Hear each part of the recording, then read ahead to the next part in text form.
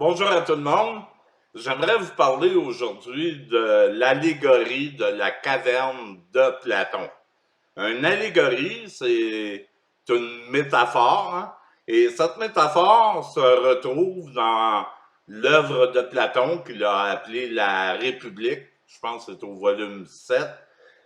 Il nous raconte cette anecdote, hein, une allégorie, où des hommes sont enchaînés, sont retenus en esclavage dans une caverne.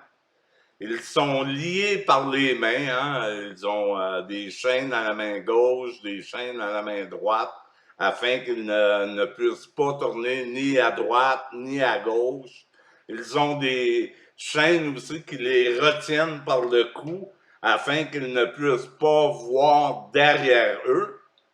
Et derrière eux, il y a un feu qui est allumé et qui projette des ombres sur le mur de la grotte. Hein. Alors, tout ce qu'ils peuvent voir, c'est les ombres qui sont projetées sur les murs de la grotte. Hein. Alors, ils ne voient pas la réalité.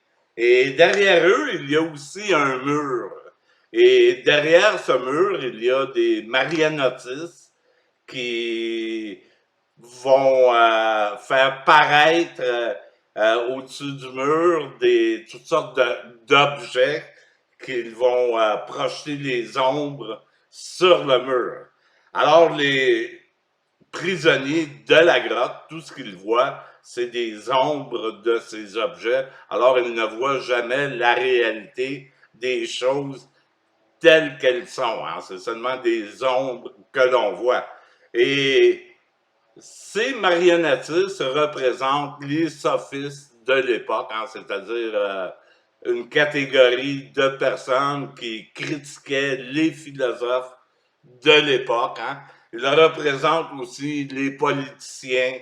Aujourd'hui, ils pourraient représenter hein, les fake news, les médias, certains journalistes, certains politiciens, certains hommes religieux, hein, que ce soit des pasteurs, des prêtres, ça peut être des enseignants, tous ceux qui peuvent communiquer une connaissance sont en quelque sorte des marionnettistes qui sont derrière ce mur et projettent des ombres. Hein? On a tous eu des enseignements qui nous viennent de notre père, lui il avait hérité de son grand-père, puis son grand-père l'avait hérité de son père, ou des gens qui ont hérité des connaissances de leur pasteur ou de leur prêtre ou de leurs amis dans leur cercle religieux ou leur organisation sociale. On a tous été en contact avec des rumeurs, des légendes urbaines, hein, avec une vérité qui a été truquée ou trompeuse. Et on voit tous un peu comme au travers d'un miroir obscur, comme nous dit l'apôtre Paul. Là, on voit pas comme on devrait voir. Et c'est le cas de ces prisonniers qui sont retenus captifs dans la grotte. Ils ne voient que des ombres qui sont projetées par des marionnettistes sur le mur. Alors maintenant, imaginez qu'un de ces prisonniers s'échappe de la grotte et la première chose qu'il va voir, c'est l'éclat du soleil, hein, car il en est privé dans la grotte. Il est en pleine obscurité et la seule lueur de lumière qu'il voit, mais c'est cette ombre projetée sur un mur hein, qui éclaire à peine la grotte. Hein. Alors lorsqu'il sort de la grotte, il est mis devant ce soleil et sur tout son éclat, peut-être qu'il en a même peur, hein? Il est aveuglé, il ne voit plus comme il voyait, il remet en doute même toutes ses connaissances. Est-ce qu'il est placé devant la réalité? Ou est-ce que la réalité, c'est la réalité qu'il voyait dans la grotte? Hein? Alors, toute une interrogation existentielle se pose pour cet homme. Qu'est-ce que la réalité?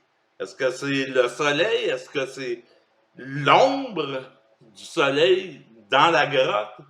Et peu à peu, peut-être que cet homme s'habitue au soleil et maintenant il est mis en contact avec toutes sortes d'objets, il est mis en contact avec d'autres humains, avec des animaux et il peut distinguer clairement qu'ils sont très différents des ombres qu'il voyait auparavant dans la grotte.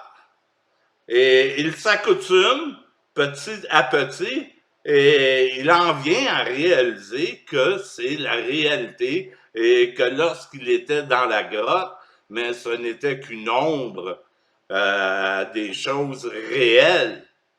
Et il est tout excité et il veut retourner dans sa grotte et parler de ces choses aux autres prisonniers, leur dire que, écoutez, tout ce que vous voyez présentement, ce ne sont que des ombres, ce ne sont que des images, ce ne sont pas la réalité. J'ai vu la réalité, j'ai vu le soleil resplendir et j'ai vu des vrais objets animés et ils sont très différents de ce que vous voyez ici dans la grotte.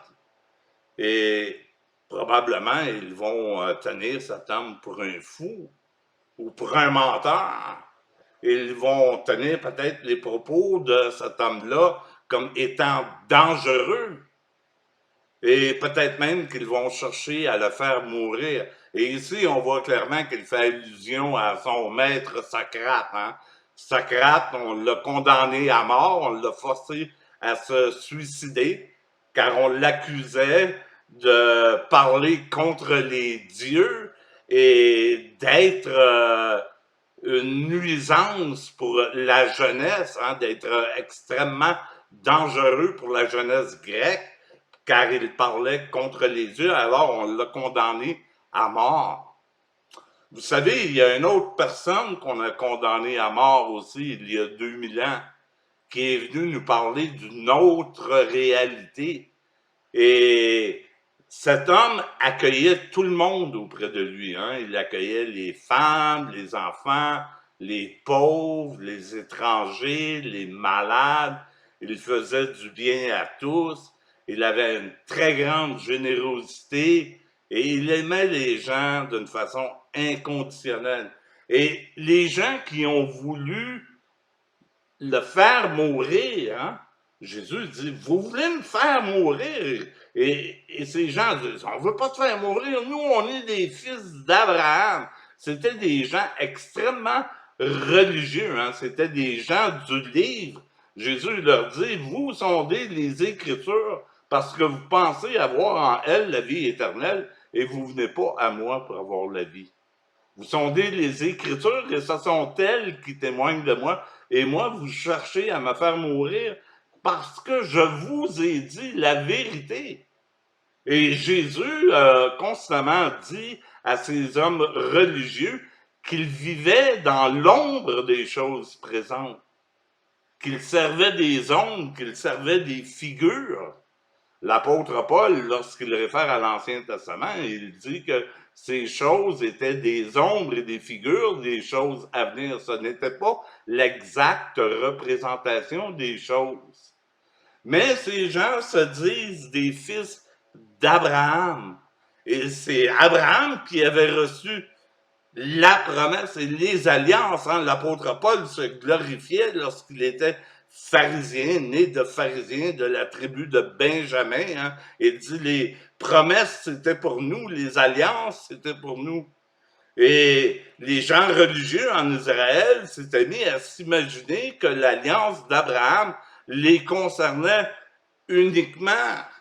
Et pourtant, l'Alliance disait que toutes les nations de la terre seraient bénies au travers d'Abraham.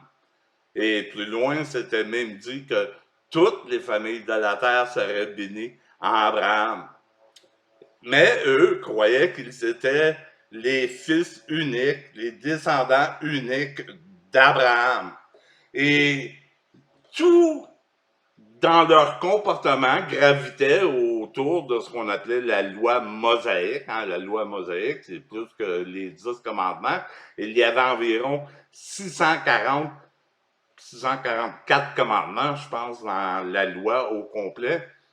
Et tout leur comportement gravitait autour de ces lois.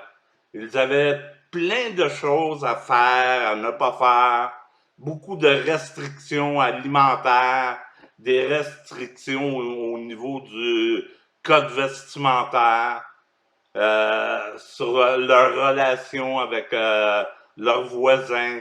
Tout était géré par des lois. Et pourtant, lorsque la loi leur avait été donnée, hein, c'était tous des choses qui éloignaient les hommes en quelque sorte de Dieu. Dieu devenait toujours de plus en plus loin, car on avait toujours de plus en plus de préceptes et d'ordonnances à satisfaire pour atteindre ce Dieu qui était toujours de plus en plus distant à cause de cette loi. Mais pourtant, il était même contenu dans la loi. Hein, vous pouvez lire dans le Deutéronome, je n'ai pas le verset en mémoire, où il est dit, vous n'avez pas besoin de traverser la mer pour trouver la parole. Vous n'avez pas besoin de monter aux cieux pour trouver cette parole. Elle est près de vous, dans votre bouche, sur votre bouche et dans votre cœur. Elle est proche de vous. Et aux pharisiens, Jésus va leur dire, c'est à des pharisiens qu'il dit ça, à ses ennemis, des gens qui veulent le faire mourir. Il ne dit pas ça à des bons catholiques ou à des bons chrétiens ou à des bons évangéliques, des bons protestants ou des bons bouddhistes ou des bons taoïstes.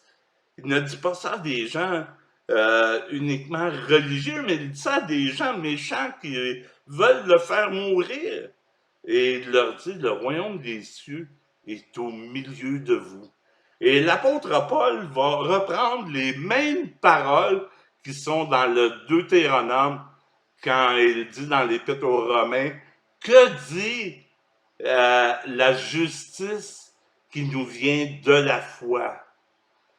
Elle nous dit que la parole, elle est pas loin de vous. Elle est sur votre lèvre et dans votre cœur. Il reprend exactement les mêmes mots. Et un des noms de Jésus-Christ, c'est Emmanuel, qui veut dire Dieu avec nous. Et lorsque Jésus était sur cette terre, toutes ces confrontations se font avec des gens religieux, des gens qui cherchent à le mettre à mort parce qu'il leur amène une autre vérité. Hein. Il est comme le soleil qui aveugle les gens qui sortent de la grotte pour la première fois. Dans l'évangile de Jean, c'est dit que la parole s'est fait chair. Hein. Certaines traductions vont dire le verbe, mais le logos, qui est le terme grec pour parole ou verbe, c'est une expression qui a été inventée par Philo d'Alexandrie. Et le mot se traduirait plus exactement par l'expression parfaite. Jésus était l'image du vivant, il était une expression de Dieu. Et lorsqu'ils ont vu cette expression, ils ont été éblouis et aveuglés par cette lumière. Et cette lumière qui est venue chez les siens, elle n'a pas été reçue. Et ils ont cherché à le mettre à mort. Et ils ont réussi à le mettre à mort, car ils mettaient toutes leurs pensées en opposition avec celles de Dieu. Vos voix ne sont pas vos voix, vos pensées ne sont pas mes pensées. Votre cœur est éloigné de Dieu. Et Jésus les appelait à se repentir. Et encore une fois, dans le grec, le mot pour repentance, c'est métanoïa. Et la noïa, c'est la connaissance. Donc, le mot pour repentir, la repentance, la métanoïa, c'est d'avoir un changement de connaissance, un changement d'idée, un changement de pensée, un changement de perspective. Alors pour eux, ces Juifs, tout ce qu'ils faisaient gravitait autour d'une loi. Et Jésus leur dit que la loi, c'était une lettre morte, hein? C'était une loi écrite sur de la pierre. Mais ce que Dieu voulait, c'est d'inscrire sa loi dans des cœurs humains, sur des cœurs humains. Et dans cette loi, toute la loi gravitait autour de Jérusalem. Hein? Jérusalem, c'était la ville du grand roi David. Et encore une fois, Jésus considérait Jérusalem comme uniquement un ombre et une image des choses à venir. Hein? Lorsqu'il parle d'Abraham qui quitte Ur, qui quitte sa patrie, il est à la recherche d'une cité qui n'est pas construite de main d'homme. Et pendant son ministère, Jésus va faire 2 complaintes sur la ville de Jérusalem. Et dans une de ces complaintes, il va dire « Jérusalem, Jérusalem, combien de fois j'ai cherché à te réunir comme une poule cherche à réunir ses petits autour d'elle, et vous ne l'avez pas voulu. » Et plus tard, l'apôtre Paul dira que la Jérusalem actuelle, elle est dans l'esclavage. C'est la Jérusalem d'en haut qui est libre. Et encore aujourd'hui, il y a des gens qui tiennent Jérusalem comme un carré de sable sacré, hein, un lieu saint. Mais Jérusalem n'était qu'un ombre et qu'une image des choses à venir. À Jérusalem, il y avait un temple et on se glorifiait que Dieu habitait au milieu du peuple d'Israël. Et même un jour, une femme samaritaine va vers Jésus et elle dit « Nos pères disent que nous devons adorer ici, sur cette montagne en Samarie, et les Juifs, eux, disent que nous devons adorer à Jérusalem au temple. Toi, que dis-tu? » Et Jésus dit, ben voici, l'heure vient, et elle est déjà venue, où les véritables adorateurs l'adoreront en esprit et en vérité. Vous voyez, le temple et Jérusalem étaient des ombres et des images de choses à venir. Hein? Il y avait plein de choses en Israël qui étaient appelées à disparaître. Hein? L'apôtre Paul, quand il parle de la circoncision, il dit « Ce que Dieu exige de vous, ce n'est pas la circoncision dans la chair, mais c'est que votre cœur soit circoncis. » Alors, il y avait toute une nouvelle vision, une nouvelle approche, une repentance, un changement d'idées, un changement d'idéaux, un changement de perspective, de comprendre Dieu d'une autre façon. Pour eux, Dieu était un Dieu distant, un Dieu éloigné, un Dieu colérique, un Dieu en colère, parfois un Dieu guerrier, un Dieu austère. Et Jésus-Christ le fait connaître comme un père, comme un papa. Et dans cette capsule, mon intention n'est pas de chercher à faire du prosélytisme et à convaincre n'importe qui que j'ai le bon Dieu et que je vais vous parler du bon Dieu. Non, chacun d'entre vous, là, vous avez des images sur Dieu, comme j'en ai. Certaines sont bonnes, certaines sont moins bonnes. On a reçu une instruction, on a entendu des choses, puis des fois, c'était pas toujours des choses qui étaient exactes. Hein? Et si aujourd'hui, j'aurais un nom à vous donner pour Dieu, mais je serais obligé d'admettre que j'en ai pas. Vous savez, le mot qu'on utilise pour Dieu, mais il vient du latin, déis, hein? Et déis, mais ça vient d'un mot grec qui est Zeus. Donc, on utilise un mot de la mythologie grecque lorsqu'on parle de Dieu. Dieu n'est pas le nom de Dieu. Mais on est obligé d'utiliser un vocabulaire pour se faire comprendre.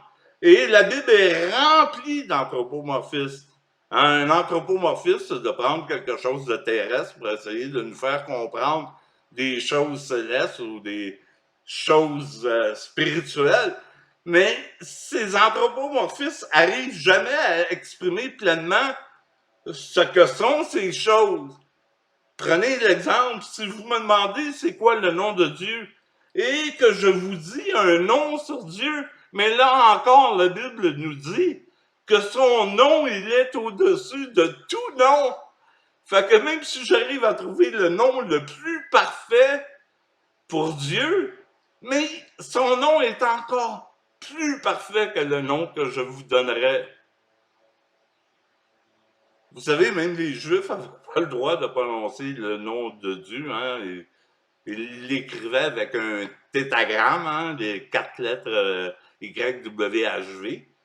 Et plus tard, ils ont rajouté les voyelles du vocable Adonai, qui veut dire Seigneur, à Yahweh, qui a donné Jéhovah, là, mais ça l'aurait pu, comme l'ordre des voyelles en hébreu, elles peuvent être interchangeantes, hein, ça leur aurait pu donner Youvi ou mettez les voyelles à peu près dans n'importe quel ordre, puis ça aurait pu donner ça. Ils n'avaient pas le droit de prononcer le nom de Yahweh. Hein.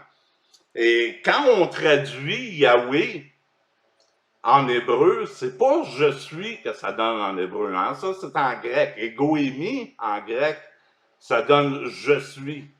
Mais en hébreu, il n'y a pas vraiment de présent en hébreu. Et c'est plus un temps qui se poursuit dans le temps. Et si on traduit littéralement, quand Dieu dit à Abraham, à Moïse, c'est-à-dire quand Moïse demande au nom de qui irai-je, et il dit, tu leur diras que je suis t'a envoyé. Mais si on traduit je suis littéralement, ça donne je deviendrai ce que je deviendrai. La révélation, elle est progressive. Et la parole n'est pas loin de vous. Elle est sur votre bouche et dans votre cœur. Le royaume des cieux est au milieu de nous. Emmanuel, c'est Dieu parmi nous. Je vous en dis pas plus pour aujourd'hui. Continuez à frapper, continuez à chercher. Et la prochaine fois, on va parler d'un autre thème de philosophie, probablement ainsi par la Zarathustra de Nietzsche. Et peut-être que je vous livrerai certaines choses que je crois avoir compris sur Dieu et on pourra établir un dialogue là-dessus. Mais tout ce que j'avais à cœur de vous dire aujourd'hui, c'est ouvrez vos esprits. Hein? Ne vous laissez pas enfermer dans des certitudes, dans des dogmes, dans des credos pour définir ce qui est innommable, ce qui est au-dessus de toute chose. Hein? On voit comme au travers d'un miroir obscur, on ne comprend pas les choses telles qu'on devrait les comprendre. Hein? Quand Dieu a dit à Abraham, va Abraham. Le mot hébreu, si je me souviens bien, je suis pas sûr. Je pense que c'est idar ou quelque chose comme ça. Ça veut dire, va au-dedans de toi. Va au-dedans de toi. Il y a une multitude de versets dans la Bible qui dit que Dieu répandrait son esprit sur toute chair, que toute chair serait consumée par le feu de Dieu, que Dieu est un feu consumant et que tout homme serait salé de feu. Et Dieu n'est pas loin. Dieu, il est proche. Et il est réconcilié avec l'homme. Il s'est réconcilié avec l'homme. Non pas qu'il était en colère contre l'homme, mais l'homme s'était distancé de Dieu par rapport à ses concepts et ses images qu'il avait de Dieu. Et maintenant, il a besoin d'être réconcilié avec Dieu.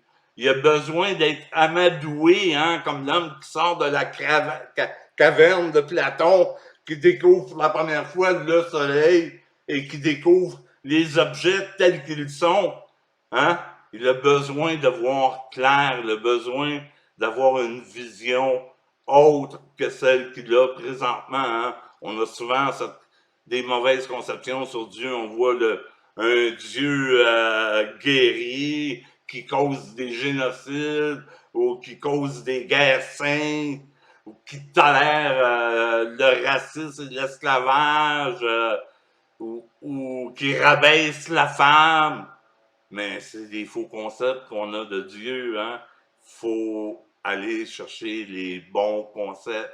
Et ce n'est pas parce que des gens religieux, mal intentionnés, des fois bien intentionnés, nous ont enseigné des choses, que ces choses sont nécessairement ancrées dans le béton et qu'elles sont nécessairement vraies.